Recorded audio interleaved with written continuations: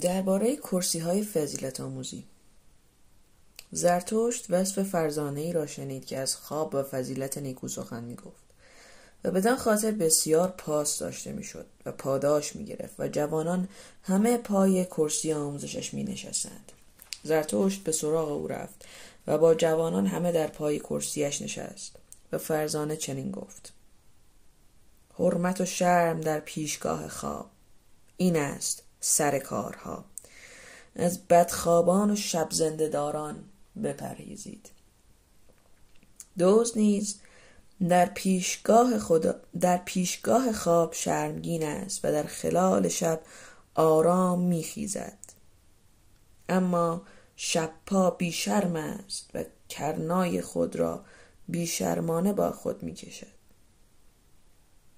خفتن هنری کوچک نیست، برای آن سراسر روز را بیدار می باید بود.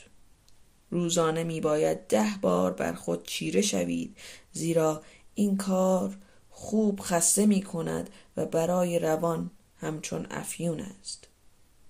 دیگر بار می باید 10 بار با خود آشتی کنید، زیرا چیرگی مایه تلخ کامی است و هر که با خود آشتی نکرده باشد بد می خوابد. روزانه می باید 10 حقیقت بیابید، وگرنه شبانگاه نیز هنوز در جستجوی حقیقت خواهید بود و روانتان گرسنه خواهد ماند. روزانه می باید 10 بار بخندید و شادی کنید، وگرنه معده شما، این پدر رنج، شب هنگام شما را خواهد آزرد. کمتر کسی می داند که برای خوب خفتن فضیلت‌ها را تمام باید داشت.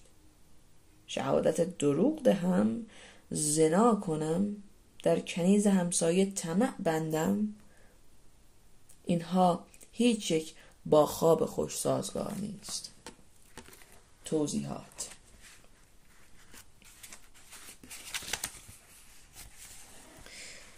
اشاره است به این فرمانها از فرمانهای 10 گانه از خدا به موسی: زنا مکن و بر همسایه خود شهادت دروغ مده و بر زن همسایه‌ات طمع مورز و به خانه همسایه‌ات و مزرعه او و به غلام و کنیزش و غیره.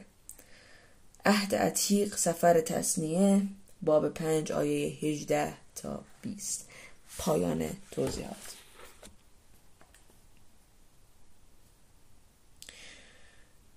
اینها هیچ یک با خواب خوش سازگار نیست و آن کس که فضیلت‌ها را تمام دارد نیز باز باید یک نکته را بداند و آن به هنگام خواباندن فضیلت هاست.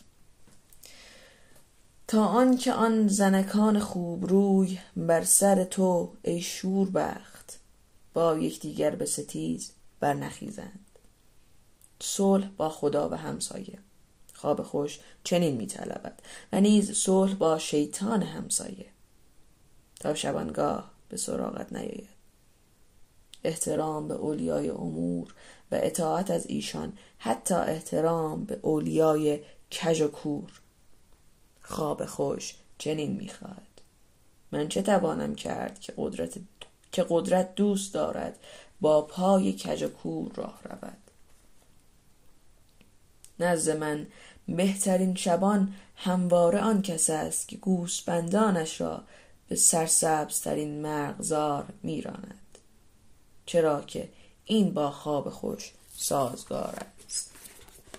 توضیحات: کنایه است به برخی آیه ها در عهد عتیق، از جمله خداوند شبان من است، محتاج به هیچ چیز نخواهم بود، در مرتعهای سبز مرا میخواباند، نزد آبهای راحت مرا رهبری می کند. مزامیر باب 23 آیه 1 تا 3. پایان توضیحات. نه سرفرازی های بسیار می خواهم و نه گنجینه های بزرگ که صفرا انگیزند، اما بینامی نیک و گنجینه‌ای کوچک نیز آسوده نتوان خفت. هم نشینان اندک در نظر من بهترند از هم نشینان بد، اما همنشینان می باید به هنگام آیند و به هنگام روند. این با خواب خوش سازگار است. مسکین جانان. توضیحات. اشاره است به سخنان مسیح در باب 5 انجیل متی که به موعظه بر فراز کوه نامدار است. خوشا به حال مسکینان در روح، زیرا ملکوت آسمان از آن ایشان است. پایان توضیحات. مسکین جانان نیز بسی خوشایند منند. آنان خواب را می افزایند. آنان سعادتمندند، به ویژه اگر همیشه حق را به ایشان دهند. روز بر فضیلتمند چنین می گذرد، اما با فرا رسیدن شب هرگز خواب را به خود فرا نمی خوانم. خواب آن خداوندگار فضیلت‌ها خوش ندارد که فرا خوانده شود، بل می اندیشم که سراسر روز در چه کار بودم و چه اندیشیدم. و شکیبا چون گاو نشخوار کنان از خود می پرسم و اما 10 چیرگیت چه بوده است؟ و چه بوده است 10 آشتی و 10 حقیقت و 10 خنده‌ای که دل از آن شاد بوده است؟ همچنان که در اینها فرو می روم و در گاهواره 40 اندیشه خیش تاب می خورم، ناگاه خواب، آن ناخوانده، آن خداوندگار فضیلت ها بر من چیره می شود. خواب بر دیدگانم می کوبد و دیدگانم سنگین می شوند. خواب دست بر دهانم می ساید و دهانم باز می ماند. به راستی آن عزیزترین دزد با پای پوش نرم به سراغم می آید و اندیشه هایم را از من می رو باید.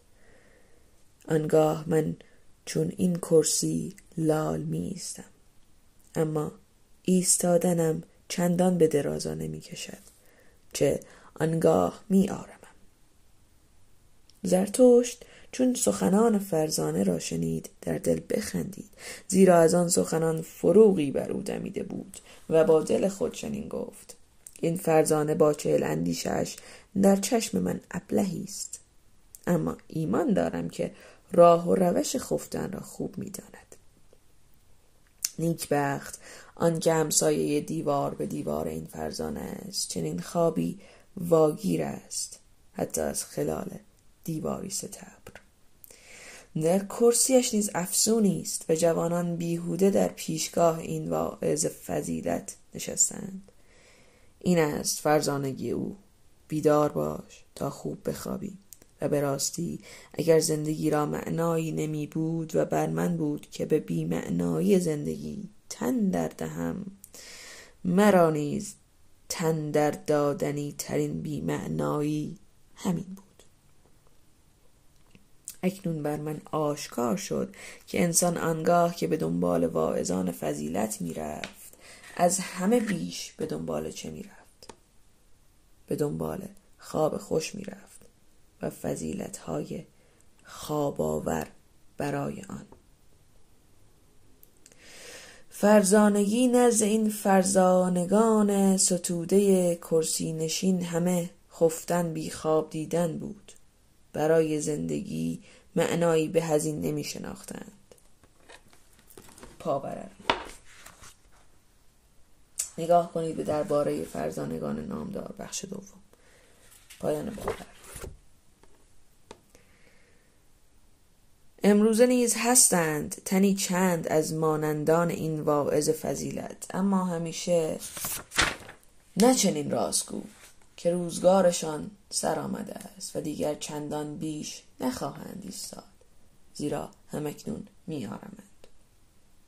خوشا این خواب آلودگان، زیرا به زودی از هوش خواهند رفت. چنین گفت زرتشت.